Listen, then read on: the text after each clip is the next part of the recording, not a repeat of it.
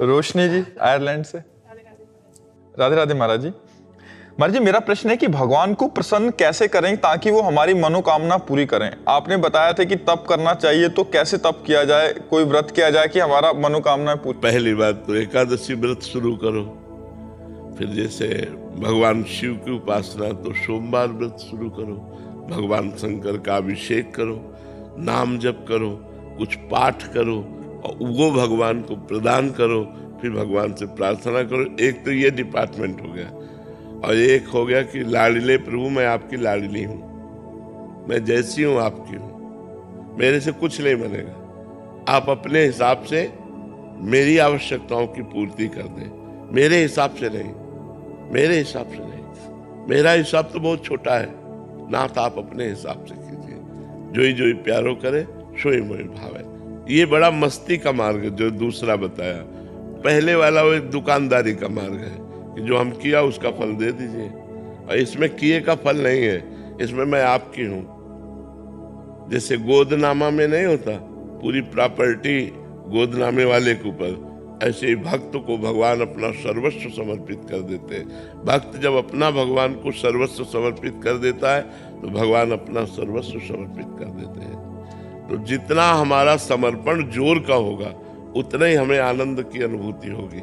एक ये मार्ग है, और एक ये मार्ग है कि जितनी जोर का हम तप करेंगे, व्रत करेंगे, उसका वैसे ही फल हमको प्राप्त होगा। ये कमजोर मार्ग है, इसमें हम कितना करेंगे। और ये मार्ग है कि सीधे भगवान अपना ऐश्वर्य, ज्ञान, वैराग्य, भक्ति, प्रेम जो चाहिए उसका खजाना खोल देते हैं और भक्त निहाल हो जाता है। तो भगवान का बनने में ज्यादा लाभ है। भगवान के लिए साधना करना, भगवान के बन के, ये और उत्तम बात है। अपने लिए साधना करना ये छोटी बात है। भगवान के होना ये बड़ी बात है, और भगवान के बन के भगवान के लिए साधना करना ये बहुत बड़ी बात है। इसी से भगवत प्रेम प्राप्त होता है, इसी से मोक्ष प्राप्त होता है। तो हम लोगों की आवश्यकताएं तो है। हम आपको सच्ची बताएं, भगवान के हो जाने में इतना आनंद है कि हम तुम्हें कुछ कह नहीं सकते। आप कह सकती होगी कि आपने तपस्या किया, तो क्या मेरे जीवन की तपस्या का फल ये संसार की झूठी माया है जो मरने के बाद साथ नहीं जाती है? नहीं, हमारी तपस्या का फल अगर ये है तब तो बहुत बेकार है। नहीं, भजन का फल ये नहीं है, भजन का ब्याज ये है। मूल फल तो भगवान का परमानंद प्राप्त होना, भगवान की प्राप्ति होना, दुखों से छूट जाना, सदा सदा के लिए दुखों से पिंड छूट जाना, ये भगवान के भजन का फल है। तो हमने 3 बातें बताई। भगवान से चाह पूर्ति करने के लिए भगवान की जो भजन शैली है, व्रत है, उपवास है, तीर्थ यातन है, दान पुण्य है, इनको करें तो हमारी कामनाओं की पूर्ति होगी। दूसरी बात बड़े जोर की, मैं भगवान का भगवान मेरे नाथ, आप मेरे स्वामी हो, मेरे पिता हो, मैं और किससे मांगू। ये अपनापन, ये बहुत जोर की बात है। भगवान के होके अपनी आवश्यकताओं की पूर्ति करना। तीसरी बात, भगवान के लिए, भगवान के होके भजन करना, ये बहुत जोर की बात हो गई। अब हमें चिंता नहीं आगे क्या होना है, आप खुद देखिए आपको आगे क्या करना है। वो बड़ी मस्ती की बात होती, बड़ी मस्ती की बात होती। कदम कदम पर प्रभु की कृपा और प्यार दिखाई देता है कि हमारे प्रभु कितना हमें प्यार करते हैं।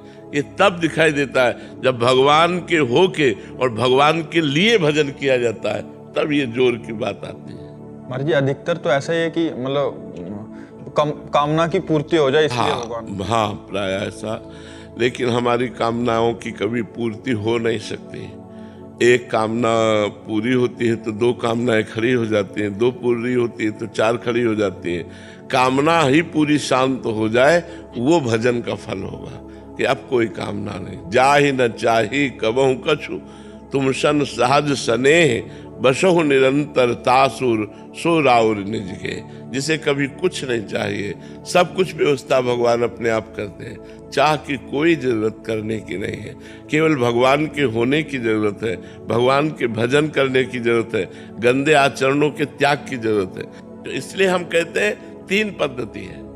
एक तो है करके भगवान से लेना, एक है होके भगवान से लेना, और एक है लेने की इच्छा ही ना रखना, केवल भगवान के हो जाना। तो सब अपने आप हो जाता, सब अपने आप व्यवस्था हो जाती है। इसलिए हम कहते हैं भगवान के हो जाओ, भगवान के हो करके फिर देखो कैसा आनंद जीवन में है। कुछ नहीं करना, जैसे हो वैसे ही रहो। नाम जप करो राधा राधा, बस मांस मत खाओ, शराब मत पियो, पराई बहनों बेटियों की तरफ गंदी दृष्टि मत रखो, जो पापाचरण है वो पापाचरण मत करो। फिर देख लो आपका जीवन कितना आनंदमय होता है। भगवान ने आनंद के लिए मनुष्य शरीर दिया है, पशुओं को कर्म भोग के लिए दिया है। मनुष्य शरीर नए प्रारब्ध की रचना के लिए मिला है। मनुष्य शरीर भगवत प्राप्ति के लिए मिला है। मनुष्य शरीर मोक्ष के लिए मिला है, इन गंदी बातों के लिए नहीं मिला है।